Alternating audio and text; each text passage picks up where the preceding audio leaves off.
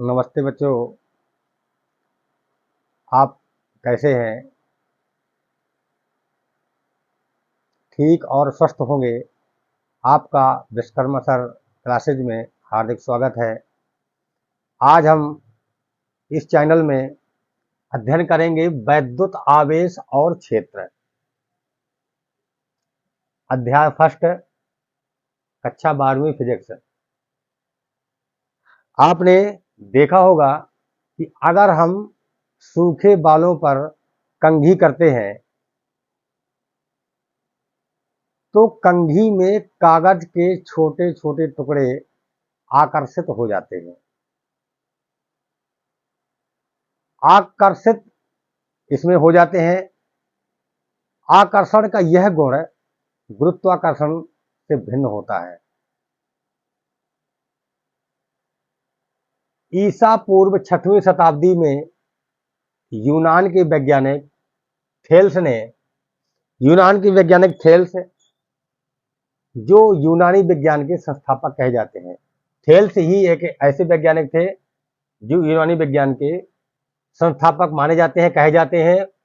उन्होंने बताया था कि जब एम्बर नामक पदार्थ को ऊन से रगड़ा जाता है तो एम्बर नामक पदार्थ में कागज के छोटे छोटे टुकड़े या धूल के कण या पत्तियों को आकर्षित करने का गुण आ जाता है एम्बर नामक पदार्थ में। इसके बाद 16वीं शताब्दी में विलियम गिलबर्ट ने ऐसे कई पदार्थों का पता किया जो कागज के टुकड़े या अन्य छोटे मोटे पदार्थों को अपनी ओर आकर्षित करने का गुण पाया। 16वीं शताब्दी में विलियम गिलबर्ट ने ऐसे कई पदार्थों की खोज की। इसके बाद सन 1646 में सर थॉमस ब्राउन ने बताया कि वह ऊर्जा जिसके कारण किसी पदार्थ को रगड़ने पर उसमें आकर्षण का गुण उत्पन्न हो जाता है उसे विद्युत या इलेक्ट्रिसिटी नाम से जानते हैं। इलेक्ट्रिसिटी शब्द की उत्पत्ति एम्बर नामक पदार्थ से हुई। इलेक्ट्रिसिटी अंग्रेजी शब्द है। एम्बर को हम इलेक्ट्रम बोलते हैं। इलेक्ट्रम से आया इलेक्ट्रिसिटी यानी विद्युत।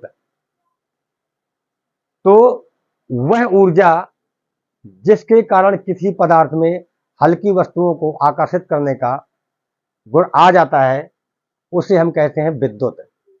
विद्युत शब्द की उत्पत्ति इलेक्ट्रिक से ही हुई है और चूंकि यह विद्युत रगड़ने से या घर्षण से उत्पन्न हुई है इसलिए इसको हम घर्षण विद्युत भी कह देते हैं। विद्युत के स्थिर होने के कारण इसे हम स्थिर विद्युत कह देते हैं कि स्थिर विद्युत है।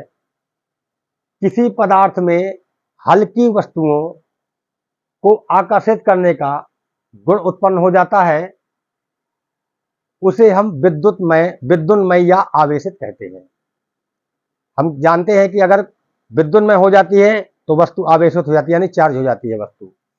इसके लिए यहां पर आवेशों के प्रकार, आवेश में देखिए, आवेश पहली बात तो हम ये देखते हैं कि एक हम कांच की छड़ लेते हैं और कांच की छड़ को हम रेशम के कपड़े से रगड़ते हैं, उसको धागे से टांग देते हैं। इसके बाद एक दूसरी कांच की छड़ लेते हैं और इसको भी रेशम के कपड़े से रगड़ते हैं। इसमें धनावेश उत्पन्न हुआ जब इस छड़ को, कांच की छड़ को जो है रेशम के कपड़े से रगड़ा, रेशम से रगड़ा तो इसमें भी धनावेश उत्पन्न हो जाएगा। जब इस छड़ को जो हम कांच की पहली वाली छड़ के पास में लाते हैं तो ये दूर दूर हो जाती है यानी प्रतिकर्षित हो जाती है। इसके द्वारा हमें मालूम चला कि समान आवेशों में प्रतिकर्षण होता है। इसके बाद हम, जो पहला प्रयोग है, दूसरे प्रयोग में आप देखिए एक छड़ ये ली हमने,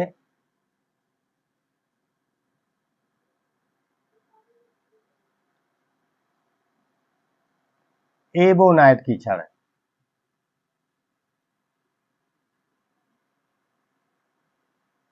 यहां भी एक छड़ लीजिए एबोनाइट की,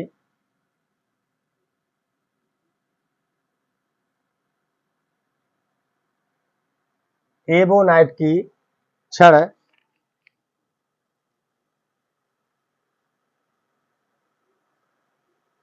यहां पर देखा एबोनाइट की छड़ में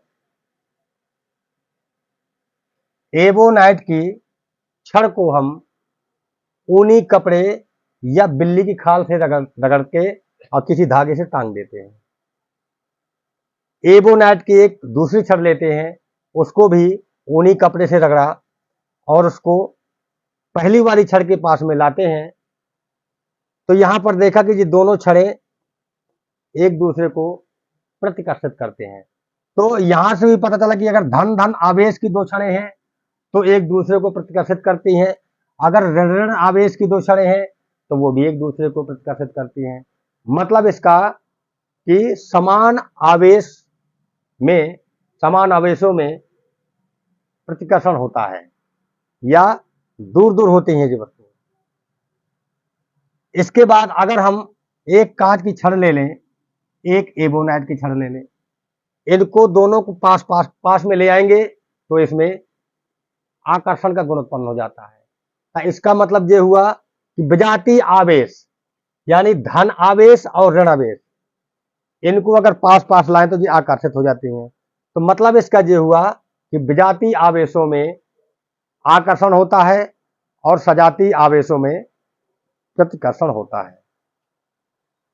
इसके बाद अमेरिकी वैज्ञानिक थे बेंजामिन फ्रैंकलिन। बेंजामिन फ्रैंकलिन ने कांच-आव आवेश को धनावेश बताया, कांच-आव आवेश को धनावेश बताया और रेजनी आवेश को ऋणावेश बताया। यानी कांच-आव आवेश को धनावेश और रेजनी आवेश को ऋणावेश बताया। इसके बाद ये हुआ आवेश की उत्पत्ति, आवेश कहां से आया, किस प्रकार से आया, विद्युत का नाम, विद्युत कैसे हुआ, ये चीज हमने बताई। इसके बाद देखते हैं अगली इसका टॉपिक है आवेश उत्पत्ति का इलेक्ट्रॉनिक सिद्धांत। तो आवेश उत्पत्ति का इलेक्ट्रॉनिक सिद्धांत में इसमें थोड़ा आप देखेंगे, हम जानते हैं कि प्रत्येक पदार्थ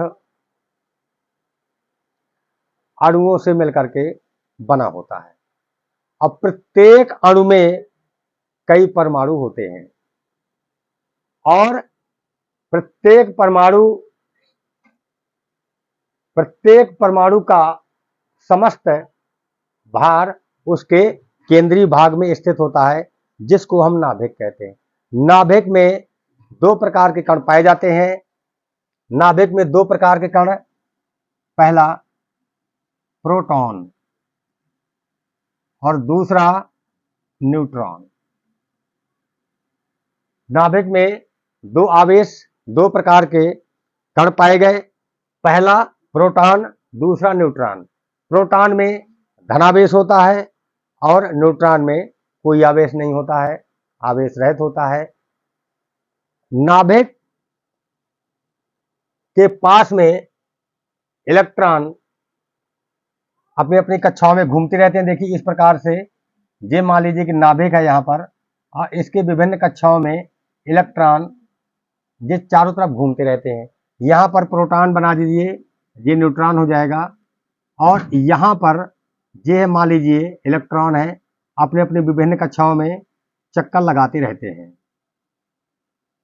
और इसमें आप देखेंगे कि जो इलेक्ट्रॉन नाभिक के पास में चक्कर लगाते हैं उनमें प्रबल आकर्षण बल कार्य करता है। लेकिन जैसे जैसे नाभिक से दूरी बढ़ती है वो आकर्षण बल का प्रभाव कम होता जाता है। जब इलेक्ट्रॉन अंतिम कक्षा में आता है तो अंतिम कक्षा में क्या होता है कि आकर्षण बल दुर्बल काम करने लगता है। किसी बाहरी ऊर्जा के प्रभाव से वो इलेक्ट्रॉन अपनी कक्षा को छोड़ देता है। और जब इलेक्ट्रॉन अपनी कक्षा को छोड़ देता है तो उस इलेक्ट्रॉन का नाम देते हैं मुक्त इलेक्ट्रॉन, और यही इलेक्ट्रॉन धारा प्रवाह के लिए जिम्मेदार रहता है। मुक्त इलेक्ट्रॉन या स्वतंत्र इलेक्ट्रॉन, और जिन धातुओं में जितने ज्यादा से ज्यादा मुक्त इलेक्ट्रॉन पाए जाएंगे वो धातु विद्युत की अच्छी सुचालक मानी जाती है। यह है आवेश उत्पत्ति का इलेक्ट्रॉनिक सिद्धांत। इसके बाद आते हैं घर्षण विद्युत की व्याख्या। अब घर्षण विद्युत की व्याख्या हम कैसे करते हैं कि जब दो पदार्थों को आपस में रगड़ा जाता है तो पहले पदार्थ के इलेक्ट्रॉन निकल करके दूसरे पदार्थ में चले जाते हैं। तो जब दूसरे पदार्थ में इलेक्ट्रॉन चले जाएंगे तो पहला पदार्थ धनावेश हो जाएगा और दूसरे पदार्थ में ऋणावेश। ऐसा क्यों हुआ? क्योंकि पहले पदार्थ के जो इलेक्ट्रॉन निकल करके दूसरे में जाएंगे तो पहले पदार्थ में इलेक्ट्रॉन की कमी हो जाएगी और दूसरे पदार्थ में इलेक्ट्रॉन की अधिकता हो जाएगी। क्योंकि पहला पदार्थ इलेक्ट्रॉनों को जो है दूसरे पदार्थ को दान में देता है, और जो दान में देता है वो डोनर कहलाता है, दाता कहलाता है। इसलिए पहले पदार्थ के जो इलेक्ट्रॉन निकल करके दूसरे पदार्थ में गए तो पहला पदार्थ हुआ धनावेश का और दूसरा पदार्थ हुआ ऋणावेश का। एग्जाम्पल के तौर पर लीजिए कि यदि हम कांच की छड़ को रेशम के कपड़े से रगड़ते हैं तो कांच की छड़ के इलेक्ट्रॉन निकल करके रेशम के कपड़े में चले जाते हैं, तो इसलिए कांच की छड़ हुई धनावेश की और रेशम का कपड़ा हुआ ऋणावेश का। इसी प्रकार से अगर हम एबोनाइट की छड़ को बिल्ली की खाल से रगड़ते हैं तो बिल्ली की खाल के इलेक्ट्रॉन निकल करके एबोनाइट की छड़ में आ जाते हैं, इसलिए एबोनाइट की छड़ ऋणावेश की होती है और बिल्ली की खाल धनावेश की हो जाती है। यहां पर जैसे धनावेश है कांच की छड़, ऋणावेश है रेशम का कपड़ा। जैसे ऊनी कपड़ा ये धनावेश है, एम्बर, एबोनाइट या रबड़ ये सब ऋणावेश हो जाते हैं। तो इस प्रकार से हम देखते हैं कि घर्षण विद्युत की व्याख्या में कि जब ये ध्यान रखना कि दो पदार्थों को आपस में रगड़ा जाता है, तो दो पदार्थों को आपस में रगड़ने का मतलब ये है कि मान लीजिए एक एग्जाम्पल देते हैं कि मान लो कि यहां पर कुछ इलेक्ट्रॉन पाए गए यहां पर और यहां पाए गए, तो इस पदार्थ के इलेक्ट्रॉन निकल करके यहां इसमें चले जाएंगे। यहां के इलेक्ट्रॉन जब इसमें चले जाएंगे तो मतलब हुआ कि यहां पर इलेक्ट्रॉन की कमी हो जाएगी, यानी यहां पर कमी हो जाएगी इलेक्ट्रॉन की, यहां पर इलेक्ट्रॉन की अधिकता हो जाएगी।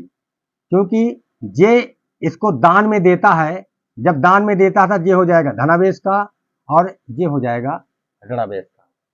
ये है इसका कारण।